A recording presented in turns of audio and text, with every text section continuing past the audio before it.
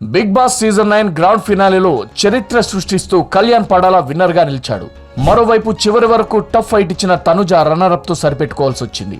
అయితే demand Pawan top 3లో eliminate అవ్వగా విన్నర్ ప్రైజ్ మనీ నుంచి 15 లక్షల డిమాండ్ చేరాయి. టాప్ 2 గా నిలిచిన తనుజ, కళ్యాణ్ ఇద్దరితో మీలో ఎవరైనా ఈ 20 లక్షలున్న బ్రీఫ్ కేస్ కి ఓకే చెప్పొచ్చు, ఆలోచించండి అంటూ నాగ్ ఆఫర్ చేశారు. కళ్యాణ్, తనుజ ఇద్దరు నో చెప్పారు. దీంతో నాగ్ ఒక్కసారి ఆలోచించండి 50 లక్షల విన్నర్ ప్రైజ్ మనీలో 15 లక్షల డిమాండ్ తీసుకెళ్లిపోయాడు.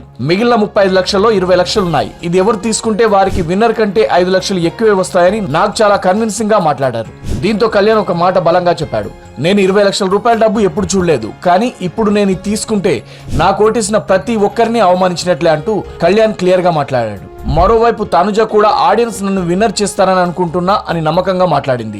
అందరి ఉత్కంఠకి తెరదించుతూ చివరికి Kalyan Padala Bigg Boss season 9 winner అంటూ ప్రకటించారు నాగ్. దీంతో ట్రోఫీ, విన్నర్ ప్రైజ్ మనీ అయిన 35 లక్షలు plus Maruti Suzuki Victoris car కూడా కళ్యాణ్ కి లభించాయి. గోల్డెన్ బ్రీఫ్ కేస్ కి నో చెప్పడంతో తనుజకి రన్నర్ అప్ అనే బిరుదు తప్ప ఇంకేం దక్కలేదు. ఇక బిగ్ బాస్ 9 నిజానికి ఈ సీజన్ ఇంత పెద్ద హిట్ అవ్వడానికి ప్రధాన కారణం ఇమ్మాన్యుయల్. టాప్ 4లో ఎలిమినేట్ కావడం అందరినీ అవాక్కయ్యేలా చేసింది.